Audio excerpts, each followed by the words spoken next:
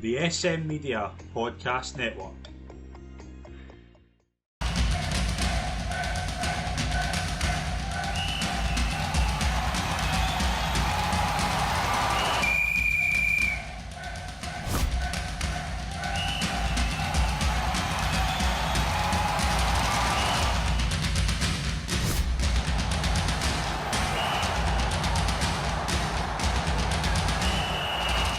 Hi folks, and welcome to our final episode of the Ref's View for season 24-25. I'm Scotty Pike. It is always a pleasure to be your host as always.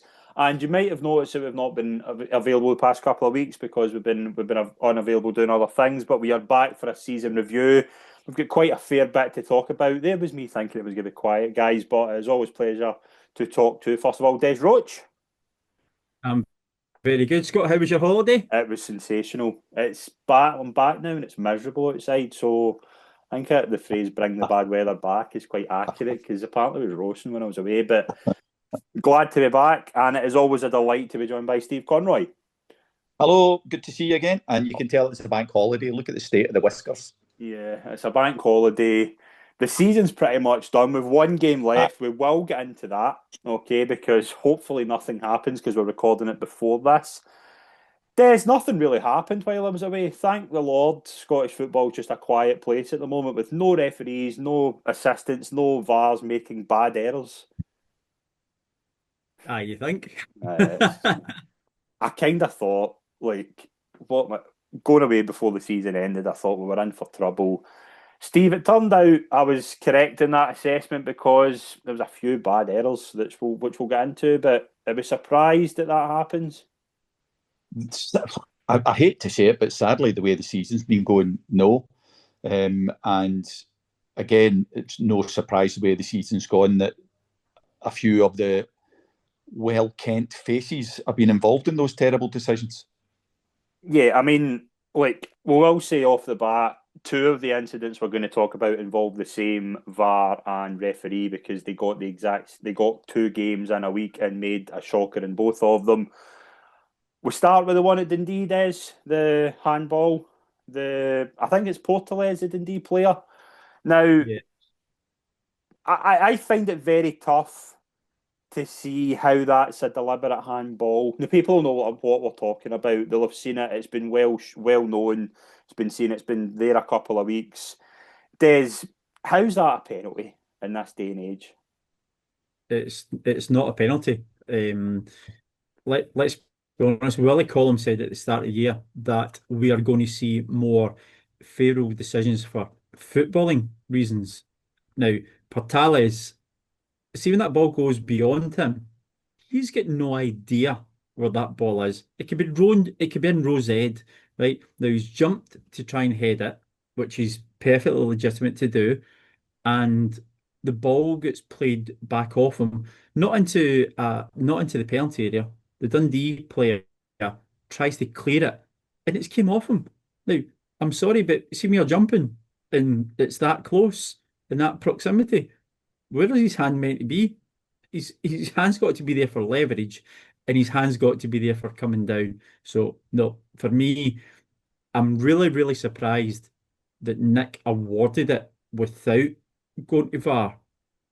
But I'm sorry, that's what VAR's there for. VAR's there to bring you back and say, I think you might need to have a look at this. And in my opinion, Andrew Dallas neglected his duties there. Steve, we've obviously got the two things there was Nick Walsh gives it, which I think we can all agree was the wrong call to give, but you've been quite vocal on Andrew Dallas, and I think will be later on in the show as well. He has the opportunity to go here, right, wait a minute, as Des says, take a look at this, and he doesn't. And I know a lot of people have made it about Ross County, it's cost St Johnstone staying up. Yes, to a degree, but I think more importantly, this is another example of VAR not really getting involved where it should. Yeah, I agree. And one thing, and Des and I have been doing this long enough, that the number of people that say to you, "Oh, we get relegated because of that decision." No, you didn't. No. You get relegated because you were bottom of the league. Yeah. And that one decision didn't put the nail in the coffin. But that was a shocking decision, and I've got absolutely no. Well, I'll caveat that. No idea first how Nick thought that was a penalty. How, as Des said, the ball was behind the guy. He had no idea. And somebody lumped it straight back at him. What's he meant to do? And how Dallas didn't get involved, I've got no idea. But the most worrying thing about that whole episode was some of the people that I talked to, Des as well, and some of the people who talked to people who had talked about it, were saying that in the eyes of the SFA and the eyes of our officials should be deemed as a handball just because of the unnatural position of the hands, which is a total farce, because his hands are perfectly natural for him just having jumped for a ball, missed it, and then coming down to land. So the most worrying thing in that whole aspect to me is that if our guys are being trained to think that that's a handball, then the people that are making the laws, or how we interpret the laws, are clueless. Yeah, I Yeah. don't disagree. I think what you have to find there is you have to find people who have a feeling for the game. And I'm sorry, but nobody with any sense of the game thinks that's a penalty kick. But the handball rule has been a persistent nonsense for at least 3 years. But that was another thing that Willie Collum said he was going to tackle. Was going to be the nonsensicality, the ludicrous position that we've got ourselves into with handball. That I can't fathom, and we might as well pull the shutters down if that is what's deemed by the great and the good as a handball. Total farce. Yeah, and you would think, though, obviously, and that was the issue with having 2 games at this stage of the season. Correct me if I'm wrong, but I think both games got decided before the Tuesday game. So, like, Nick Walsh and Andrew Dallas would have known before the Dundee Ross County game that they would have a game on the Saturday. That game, I would have imagined, would have happened. I would assume so. That's the sort of decision that it isn't just the ref and the VAR that are wrong there. There's an overall issue with handball that isn't really getting addressed, because that's not a penalty in near enough every other league in the world, but we are given it. Yeah. Why is that? Read whatever you want to into that situation. But if I'm wrong, I apologise. But has Willie Vision been on since then? Have we had? No, no, definitely not. So we've not had a call-in from the SFA whether that was a handball or not. Well, the KMI panel said it was. Panel said it was wrong. Colin? They said it was the wrong decision. They said it should have been overturned to no penalty. Yeah, but Willie agrees and disagrees to suit himself, though. It'd be interesting to hear what Willie Vision decided. Yeah, and I'd imagine we'd get another one soon, because there's been so many incidents between his last one to now, and I think a lot of people, and us three are probably included, will want to hear the VAR audio for this. I'm just so surprised. Be audio. I'm just so surprised that Nick jumped in there without any assistance, and then the fact that VAR never helped him out there. That's a bit that for me is quite worrying, to be fair. Well, let's get into Saturday, where the same team had Hibs versus Rangers, and again, I hate the phrase "meaningless game," but there was that had no impact on the league positions, but it doesn't mean to say it was a meaningless game. Do you know what I mean? There's a lot of people in the stadium, a lot of people watching who would disagree with that. But Nick Walsh and Andrew Dallas were referee and VAR at Hibs versus Rangers, and Nico Raskin had the ball. To anybody with any set of eyes, the ball was over the line. Why was it not given? No idea. Are you buying this stuff that it was inconclusive? Because that sets up a whole can of worms for me that I really want to get into a bit here. But the referee's in a very good position to see it. if you slow it down with BBC, you can see the ball hitting the net, which says to me that ball's over the line, because that wouldn't happen if the ball. Do you know what I mean? It's physically near enough impossible for the ball to hit the netting without it being over the line. So why in 2025 has that goal not been given? So I agree with you entirely. We don't have goal line technology. Okay. I'm sure the same as you and Steve. We've had people saying, why didn't the referees watch Buzz or whatever? We don't have goal line technology. We've got VAR, right? So they think is going to be the all-conclusive, all singing and dancing. But from the images that I've seen, you've seen, Steve's seen, the world has seen, that ball is over the line. Rocky Bashiri is kicking it back out. Rocky Bashiri's in the back of the net. Yeah, he's kicking it back out. So for me, I don't apportion the blame to Nick there.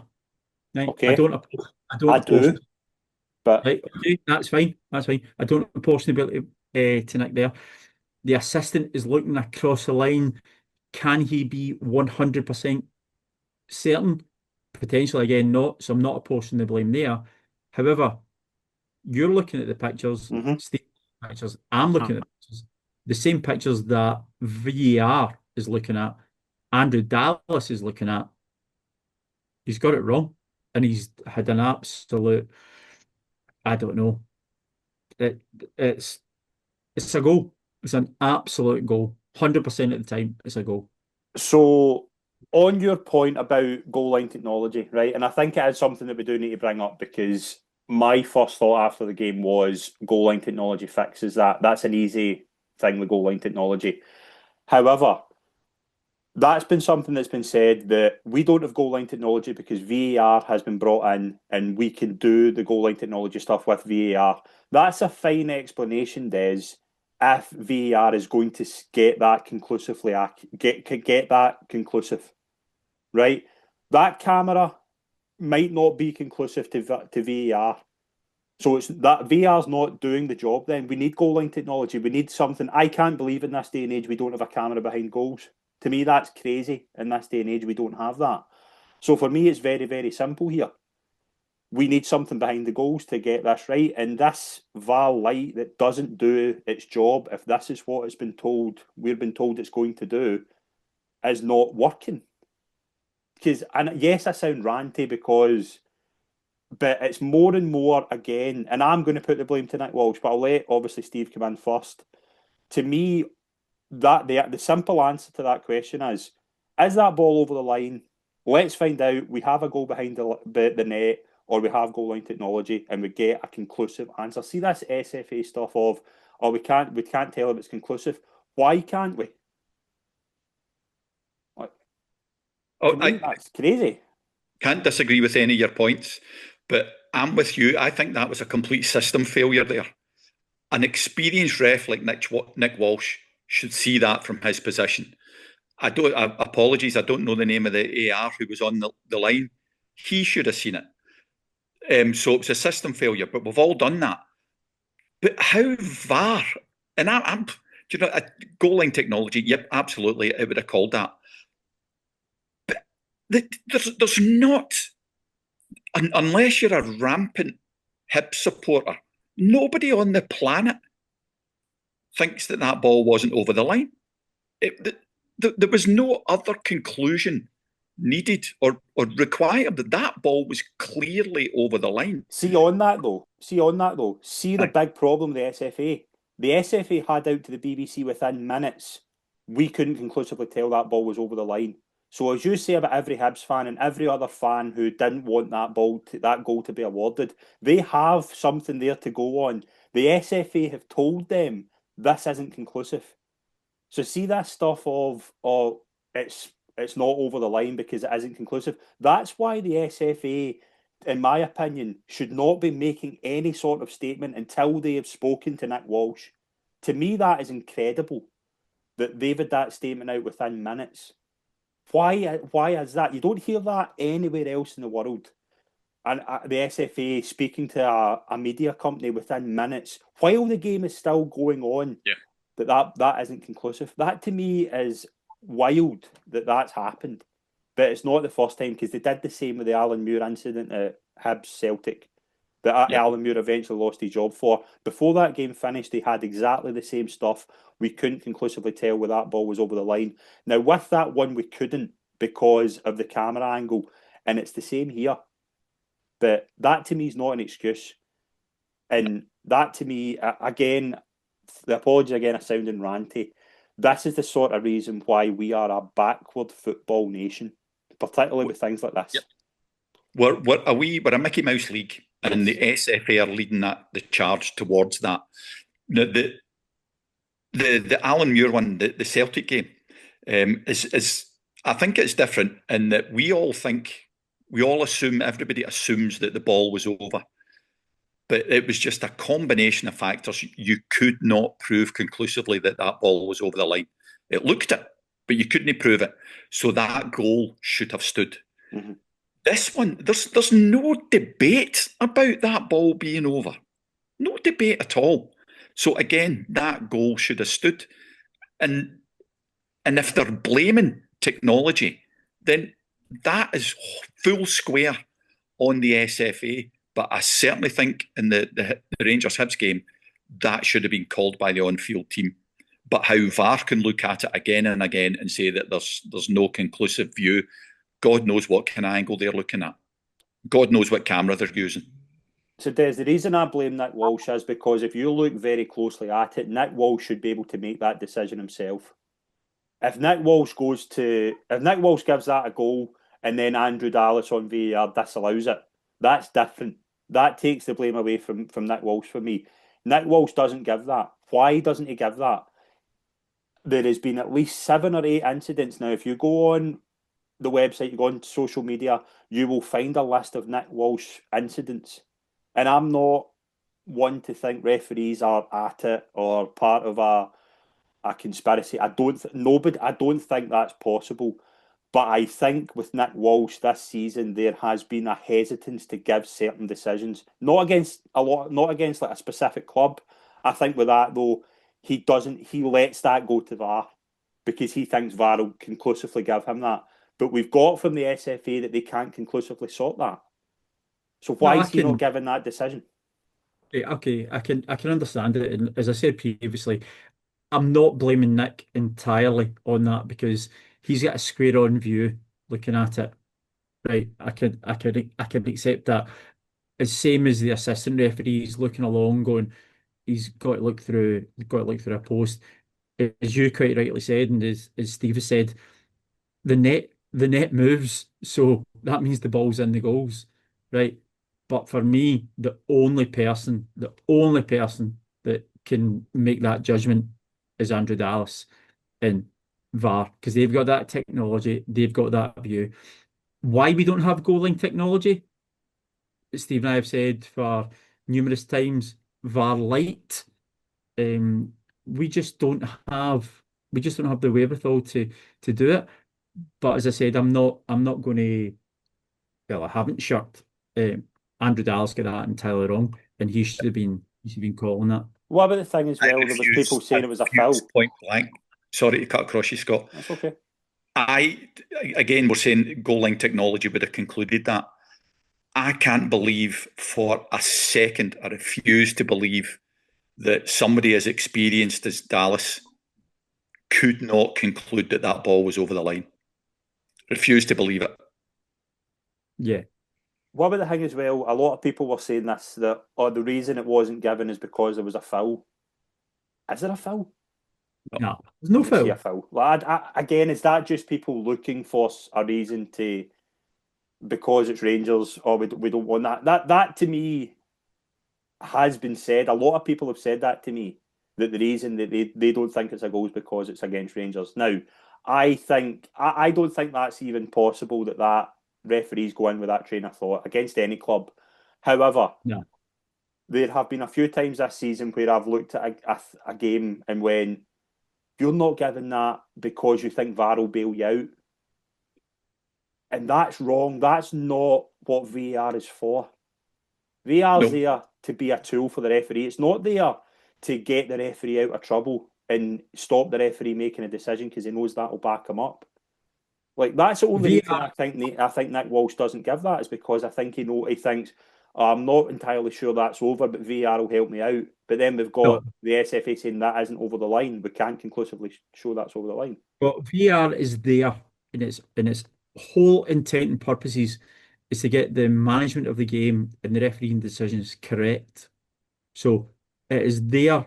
It is there to get the, as we said, and quite rightly within the laws of the game, it's there to get the clear and obvious errors correct. That was a clear and obvious error. Yep, that was a clear and obvious. Yep. That's its whole intent and purpose. And they've spent a lot of money on it. Clubs are spending a lot of money on it, and to not get that decision correct is scandalous. Yeah, and part of my beef with it is that Nick had the opportunity there to strike a blow for refereeing and referees, and having the kahunas to actually give that, to have the conviction to give that, and showing the middle finger to technology. Technology might not work, but the human eye does.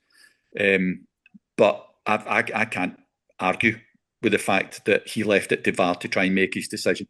And we'll be blunt, we will never, ever, nobody will ever tell us, or we can never believe any survey or whatever that comes out to say if refs have changed the way that they referee. But that, I can't, everything about that, I just can't understand. And another issue I had is how we now have different views on different referees. But another issue I had with it was, and another reason why I put the blame at Nick Walsh, is because after the game, Barry Ferguson came out and said, I think he was asked, what did the referee say, and his words were, he'll no speak, which means he's tried to talk to Nick Walsh and Nick Walsh won't speak to him. That isn't something that's uncommon. We've seen that before. Is there an arrogance there, or a sense of embarrassment not to speak to a manager after you make a decision like that? Whether you feel it's right or wrong, I'm not asking a referee to come out with a microphone stuck in front of him to explain his decision. But I think in that regard, I think the referee has to owe an explanation, at least to a manager or whoever it may be, to explain why he made that decision. And I think that's something that badly needs addressed.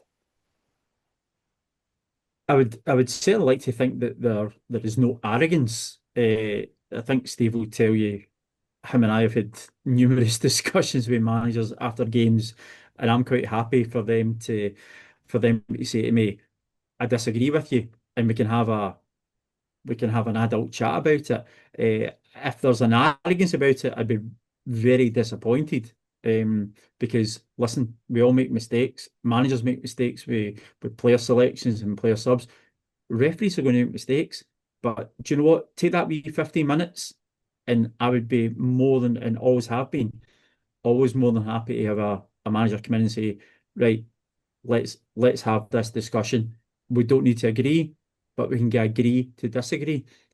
I think it's if he didn't ask him, if he didn't talk to him, I would be, I'd be a bit disappointed in that.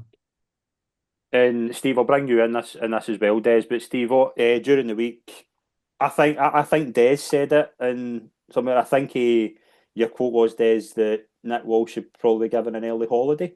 Was that right? Am I paraphrasing there? Was that what you said on a platform? Somewhat. No. Yeah, I did see that on another outlet. I thought the best decision for the SFA would just to Nick take this weekend off. Quite incredibly though, but not surprisingly in the slightest, Nick Walsh is the referee for the second leg between Ross County and Livingston. Steve, it's either we're going to stick by you, Nick. We're not, any mistake you make, we're going to back you 100%, or it's a complete FU to every single person who's criticising Nick Walsh's decision over the past week. It's one or the other. That the reason he's got that game.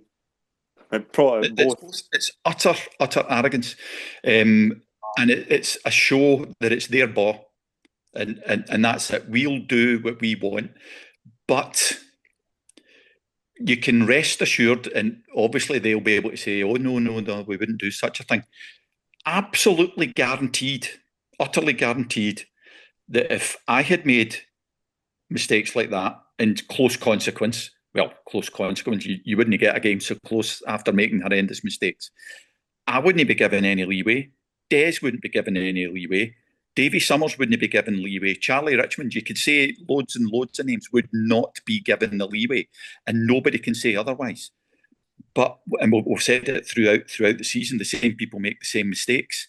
Some people seem to be Teflon. They are untouchable. And Nick is one of them. I think Andrew's another, because I think he got a game in the Sunday and then had the cup. Was he? I think he had the cup final. I think, or No, it was the first leg. No, Greg didn't do it. Sorry, Greg Aikens, the VAR. I think he maybe had the first leg then. He definitely did another VAR game, but like, Des, it is bad. I mean, I'm not. I think a lot of there's been a few like Nick Walsh's card was marked with me after the Diamandi thing, because I listened to that VAR audio and I just assumed, well, I think a lot of people did, that he's not listening to anybody here. He's sticking with this decision, whether it's right or wrong. And to me, that's just an unbridled arrogance that you can't be a top level referee for. And we're going to talk about one in England in a few minutes, where I am desperate to hear the VAR audio, because Aston Villa want to do somebody for experience. Nick Walsh is one of our top referees, at least in the eyes of kind of certificates and things like that, not in the eyes of a lot of people's public opinion. But Nick Walsh has made a lot of bad errors. Now, he's not the only one. There's been a lot more referees made a lot of similar errors this season. But I cannot fathom how he's been given that game. This is a massive game for Ross County and Livingston.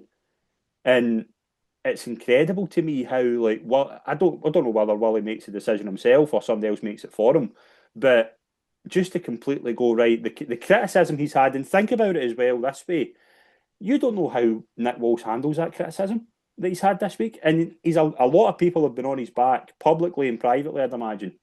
To then give him a high pressure game like that at the end of the season, Des, I think is remarkable how that's just been allowed to happen. I think that's just an interpretation, isn't it? People think Nick's our top referee, so he has to do that game. Personally, I don't think he is. And if it was me, I would have taken Nick out of that limelight, because you don't know how he's going to accept that as a person as well. He's got his own feelings, his own state, how he wants to do it. I don't think that was the best thought out plan to give Nick this game, but I think he's perceived as being our best referee, so therefore he has to do that game. But see, if he didn't get that game, it would not have made the blindest bit of difference to his next season. Nope. I mean, nothing will make the blindest bit of difference to his next season. So if the SFA had any gumption whatsoever, they would have taken him out, put somebody else in it, and nobody would have said a word. Nobody would have noticed. Nope. Yeah, it's incredible to me. But we did have another incident at the weekend before we get into other kind of games. Jan Danda was given a red card for Hearts against Kilmarnock on Sunday. Des, it was initially given as a foul against Hearts, but then it was overturned with VAR to, I think it was Andrew Dallas, so you can correct me if I'm wrong. This was overturned to a red card by Jan Danda. It's a massive turnaround to go for a foul on the Hearts player to then give a red card against a Hearts player. Like, it's a good use of VAR, but what do you think? Yep. I'm giving it over to Steve, because I've been part of a WhatsApp group chat and Steve has been all over it. So, Steve, over to you. I was going to say a very inappropriate phrase there. I'm not throwing you under a bus, mate. But I won't. That was an awful challenge. That was a leg breaker. That was a deliberate attempt to jeopardise a player's career. And I cannot believe that people were trying to say, oh, it's because he was off balance, because somebody kicked him or tripped him or whatever. You watch that. You don't even have to watch too closely. He deliberately stamped down on an opponent's leg. That was an attempt to hurt somebody, potentially finish their career. That was an appalling tackle. And I've heard people saying things like, "Oh, I wish I could remember," but somebody said, "Oh, Conroy, that shows you clearly that Conroy doesn't know anything about him. He's not that kind of player." I'm not saying he's any kind of player, but in that instance, that was a potentially crippling tackle. That was a shocker. The thing I noticed with it is that you can see that there is a foul, there potential foul there, but he has plenty of time to sort his feet out, and that to me is the big issue there. Like, yep. He has plenty and of time to sort that. You can see the change in direction in his leg to bring his foot down on the opponent. Absolutely appalling challenge.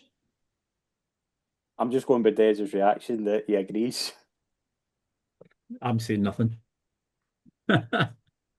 Des, I think they had the opportunity to not make that contact. Yeah. I'm going to come to you next for the Scottish Cup final, because you've been getting a lot of hassle for something you said, that Don Robertson was brilliant for Celtic against Aberdeen in the cup final. Obviously, congratulations to Aberdeen as well. First cup win since 1990, I think. So congratulations to them.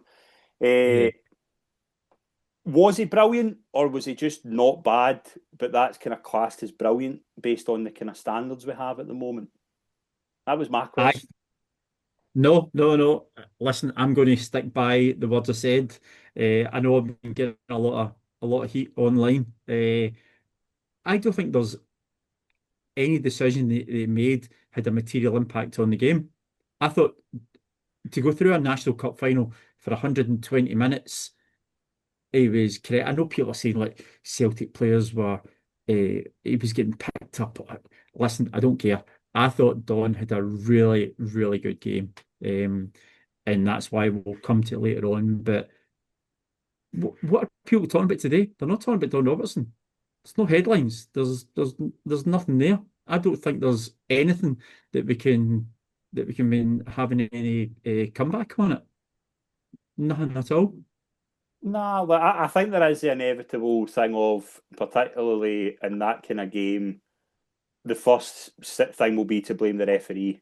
Now, it does happen. We've seen it all. We see it all the time. I don't think, Steve, though, there was a lot of things that, like, I didn't think watch during the game and think he's got that badly wrong. But I also wasn't like, oh, he's been superb there. I just thought he dealt with the game as well as he could. Like, yeah, no, I agree. Des is prone to a bit of hyperbole. We all know that. But and you know, people. I've got pals on either side, and we all read things from lots of different outlets. The Aberdeen fans were saying he let Celtic away with Hunters. The Celtic fans are saying he let Aberdeen away with Hunters. Was he perfect? No, because there's no such thing as perfection, and especially when it's down to opinion. Did he get everything? Did I agree with everything he gave? No, but the only thing and it wasn't even consequence. The only thing that I think he was blatantly wrong was to call Carter Vickers for a foul. I don't think that was a foul. I agree. He eventually ended up cautioning him and Shinnie. Yeah, because they get booked for that. That just means he disagreed with a foul. Mm-hmm. And people were saying, "Oh, he booked him for it." No, he didn't. He booked him for squaring up to Shinnie. So you know, even the criticism is not factually based. I think he booked Shinnie as well, didn't he? I think he booked them both. He booked the pair of them in the melee, and that's what he should do. Yeah. I don't think it was a foul, but that's the extent of it. I don't agree with a foul. He wasn't perfect, but I don't see what else he could and should have done. Yeah, and that's why he was brilliant. Okay. I wanted to bring in the first leg of the playoff, because there was a penalty that I don't think any of us are disagreeing with. I think the more and more you look at it, it's perfectly fine. There was a lot of people saying, is it as much as a dive as the one that the Livy player was booked for diving for? You watch it back and you think they are pretty good calls by the refereeing team. I wanted to bring up, though, there was a goal, though there was I think it was a header. I can't remember who it was for. I think it was a Ross County player. And the camera angle for that, they couldn't conclusively tell if that was over the line as well, because the goalkeeper was in the way. Get a camera behind the goal line and you'll find out accurately one way or another with that. Absolutely. Like, yeah, absolutely. I don't get this camera thing. Like, I know it's for offside and things like that, but what happens if in that regard, let's just say for a stupid reason, Raskin's offside an inch for the goal line. Have they got a camera? Can they draw the lines at that? Can they draw the lines there? Why can they not draw the line just about a yard up to tell if that's over the line or The not? technology doesn't allow it. Again, what are we doing? Yeah, Like, it's a nonsense. Was it fit for purpose? I think we'll get into kind of fan questions because we did ask for a few and we did get a few relating to this. But I want to go to England for a couple of minutes. It's not very often we do this, but we had one decent bit of technology in England and one not so decent. We'll go to the Championship final where there was a VAR incident where a goal was disallowed. And I think, Des, you were into this. I'm very much into this as well as being an American sports fan. The referee told every single person in the stadium what his decision was. I think Brilliant. that's brilliant.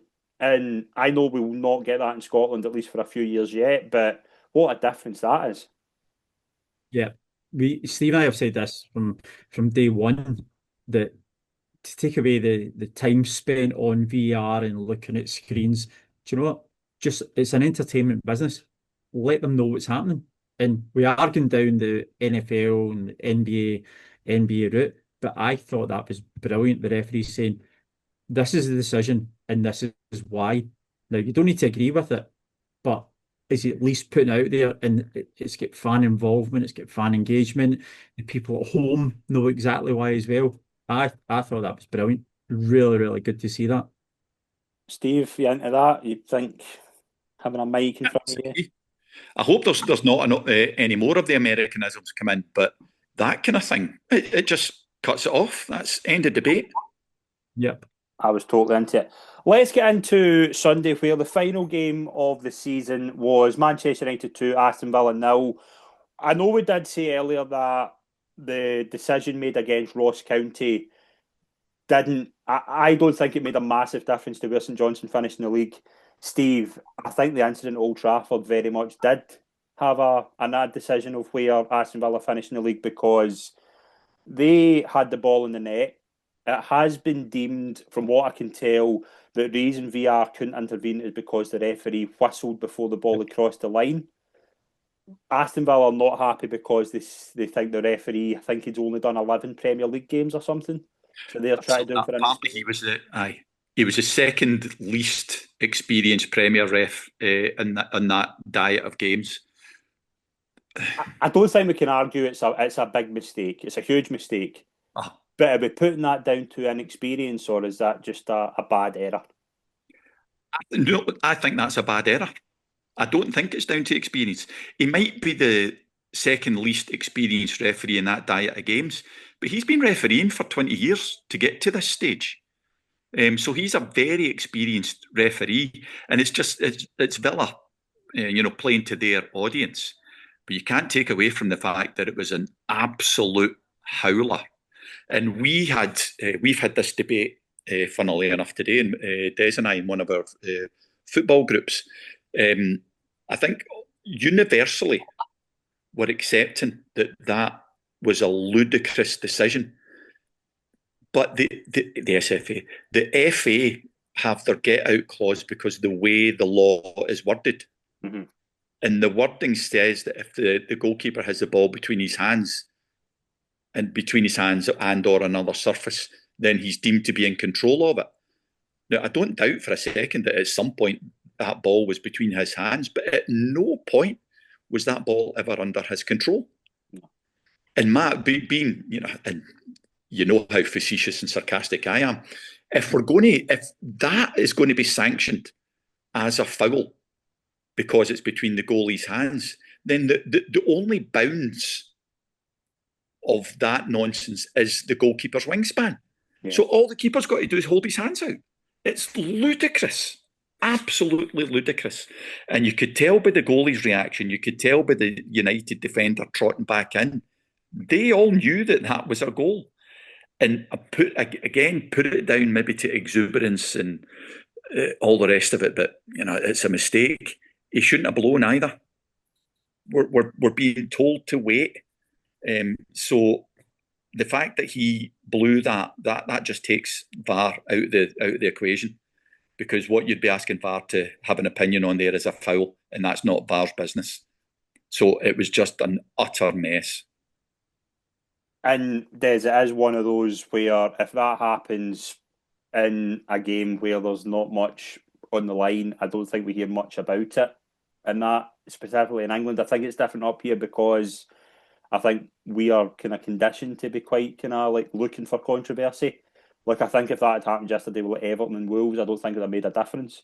But this has potentially cost Aston Villa Champions League because I think they're already down to 10 men at that point. This would have put them 1-0 up, and then within 2 minutes, Man United score.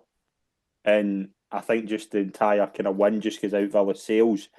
And it is one of those where I don't think it's like badness. I don't think the referee has purposely done it. I just think he's made a massive, massive mistake that will probably live with him for a while. Like, a real bad one. Yeah, I don't disagree. I think Aston Villa, they're obviously hurting because obviously what was at stake for them with Champions League and the money that's coming potentially from it. Listen, see if that happens at Falkirk versus Hamilton. Nobody's talking about it. Nobody's.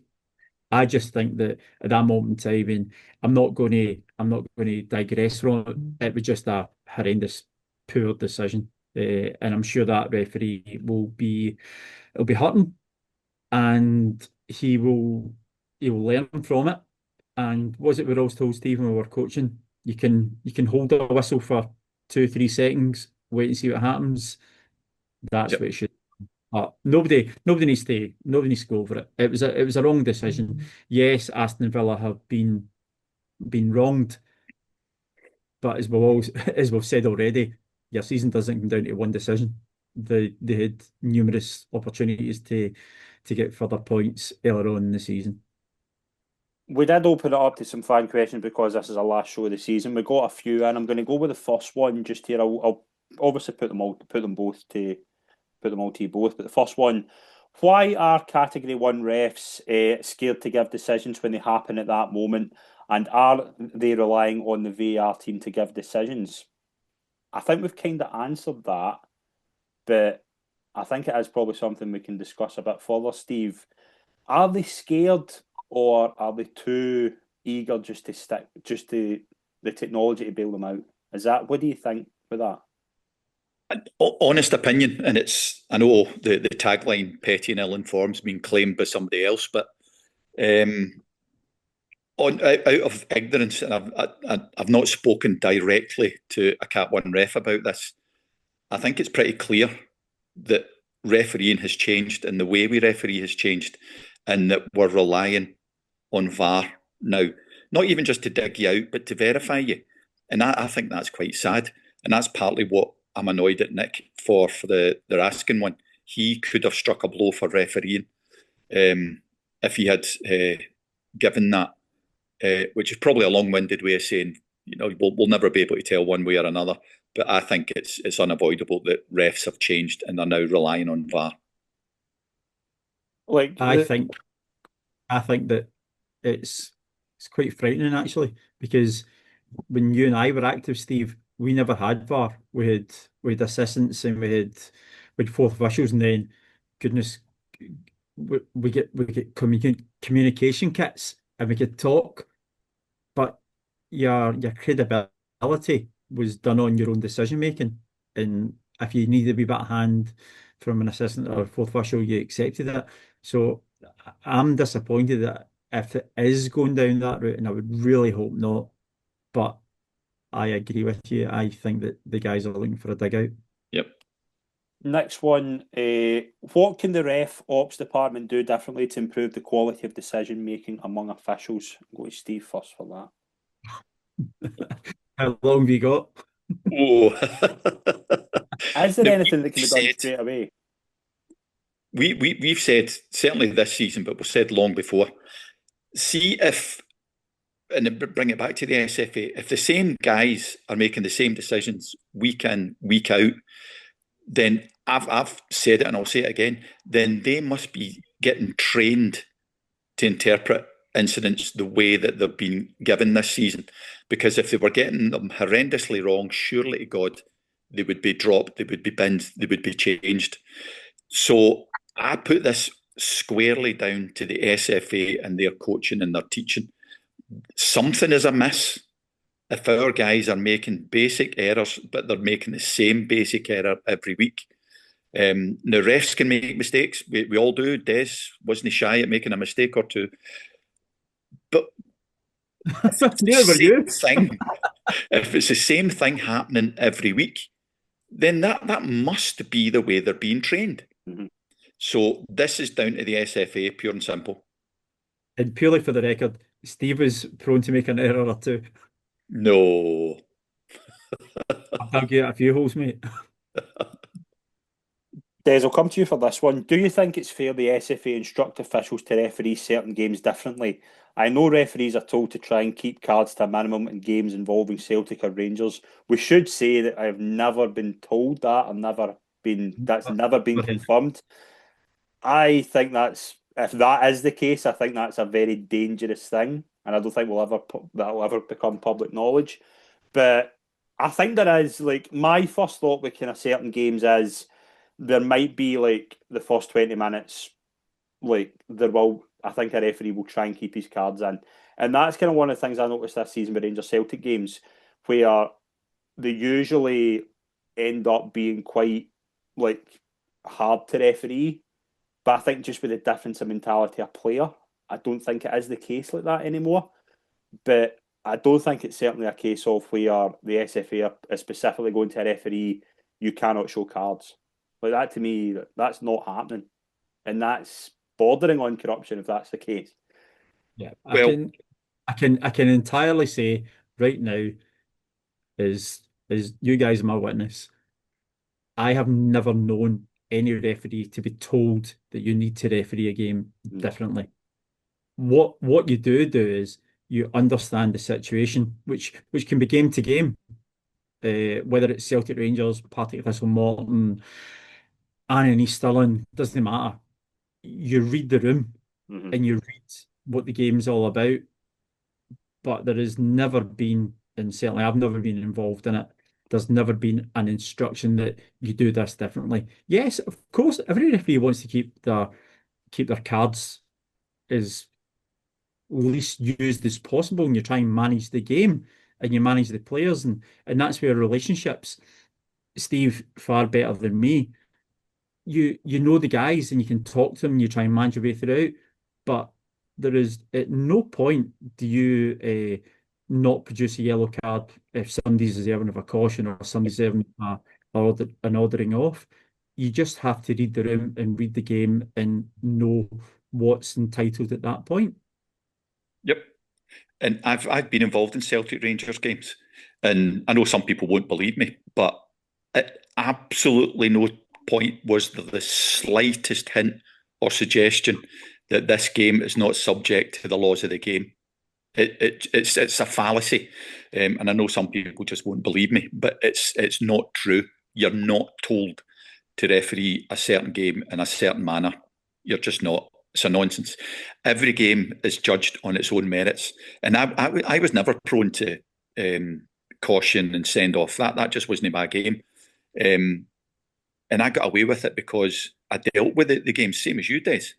Some people book and caution more commonly than other, and that's just that can just be your style. But absolutely at no point are you told not to give red and yellows, because and I know it's a slight extension, but my record sending off was in the juniors, Auchinleck coming up in 50 seconds. I'm not going to go out there and somebody's going to say to me, don't send somebody off in the first 10 minutes. Sorry, mate, that was an assault in the first minute. He's getting a sending off. So each game is judged on its merits. Absolutely. Final question before we get into our end of season awards, which will be very fun, I imagine, and probably got a lot of headlines. Should the clubs vote on binning VAR? Not going to happen. It's not going to happen. VAR's here. It's not going away. We just need to get on with it and just be better. why is there so many people really against the technology when we know, listening to the audio, it isn't the technology that's the issue here? Like, go back to that cup final with the incident with the on the line penalty. That's as bad as audio as you'll get. That's not the technology that causes that to be a wrong decision. Like, I don't get why we're still having this debate of it's the technology that's wrong. Takes us Technology back to the training. Yeah, it's the It's training. the training that's wrong. The technology, we've talked about the goal line technology. We don't know if it works because we've not got it. But the technology that they've got now, there's largely there's nothing wrong with it. It's how we're interpreting it. So yeah, I hate to bring up the Alan Muir things again, but yeah, the League Cup final, that wasn't VAR's fault, or that wasn't the technology fault. The muck up with the Johnson ball, was it in or out? That's not technology's fault. That's interpretation of what's put in front of you. That again is down to training. Yeah, technology works. Listen, you're obviously out in Cumbernauld. I'm out here where I am, Scott's down in Ayrshire. Technology works. The three of us are sitting talking. It's how you are instructed to operate it and your interpretation of it. And quite frankly, it's not been good enough. Yep. The issue, like, obviously there'll be people saying, "Oh, you've spent 20, 30 minutes talking about how the technology we've got isn't the best technology we can get." What we're saying is that people who are saying, "Oh, we need to bin VAR," we're not. I'm not talking about that. I'm talking about if we want to be compared to other nations who, let's be honest, we should be. Like, I look at like Belgium, Denmark, Croatia, nations where we've been kind of deemed level and or like slightly inferior to. They've got goal line technology. They've got cameras behind the goal. Like, that's what we're kind of talking about here. Like, with that, we can easily have to. We don't need complete goal line technology, although we wouldn't be against it. We can easily have a camera behind each goal, and I'm going to say this for the rooftops until it comes in. That, to me, it can't be too much money to put two cameras behind a goal to give you a conclusive, factual evidence of whether a ball's over a line or not. And I'm not just talking about their asking goal. The Alistair Johnson one's quite easy to solve if that's the case. The same with the one at Aberdeen Rangers. I think it was with Finlay Curtis. That was kind of similar. They didn't know. We saw it in a World Cup where I think it was Japan, Spain. Remember the thing where they couldn't tell if the ball was over the line? They had a camera behind the goal. It was just one of those freak optical illusions that they couldn't get you a decisive angle. But that's like 1 in 1 million. Do you know what I mean? There's other times where you're going to get conclusive proof whether a ball's over a line or not. And to me, we should be doing it. That's all we're asking for, to be compared to other nations who have got this technology who don't seem to be having the issues that we are having. But remember, we have made ourselves a Mickey Mouse league. Malta had VAR before we did. Yeah. Malta. We're not just not trailblazers anymore. We're not even in the first wave, second wave of anything. We're miles behind, and they say it costs X, Y, and Z. Yeah, I wouldn't pretend to know how much goal line technology costs, but if a country like Malta can afford to bring in the technology before us, then it's not purely down to money. There's intent there as well. And one of our phrases that we've used, it's only the SFA could introduce this 5 years late and still rush it. Midway through a season, let's not forget that as well. Aye, midway through a season, which made the whole season was illegitimate. But there you are. That's just where we are. They've made us a Mickey Mouse league. Right, on that note, will we get to our awards before we wrap up? Talking about Mickey Mouse. Right. Well, the first one we'll do, this isn't specifically an award, and I think we'll maybe over the summer do a wee kind of recap on kind of Wally Collum's first season. I think that's maybe a show for the summer to keep people engaged. How would you rate the season out of 10 from a refereeing perspective, Des?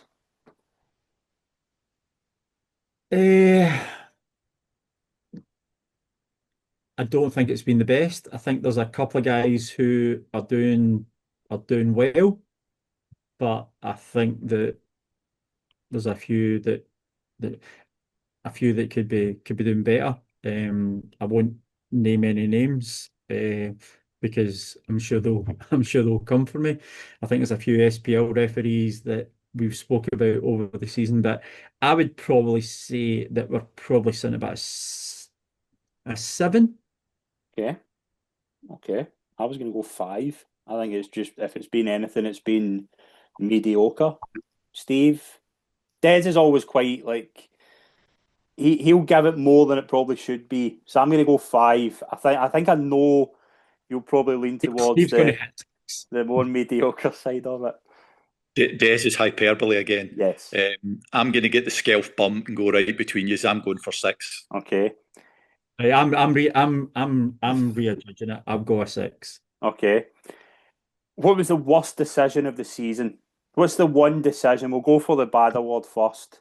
What's the one decision you can't believe we are sitting here in May that was given and has been defended? Well, it's not been defended because it's been the KMI's come out. I'm going the Dundee Ross County. That penalty that Andrew Dallas gave, I think that is the worst decision that I've seen, closely followed by the Hibs decision, which happened within 4 days of each I'm other. so eager to hear the VAR audio for both. I think it will be really, really informative to see how both those decisions are discussed with the VAR. Steve, worst decision of the season?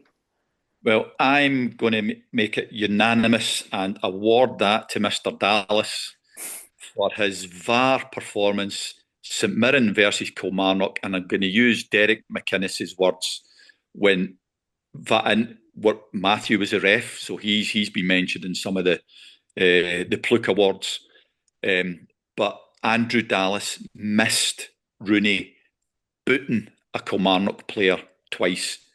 Oh, do you know what? I forgot that one. Forgot that one. McInnes's words, he volleyed him.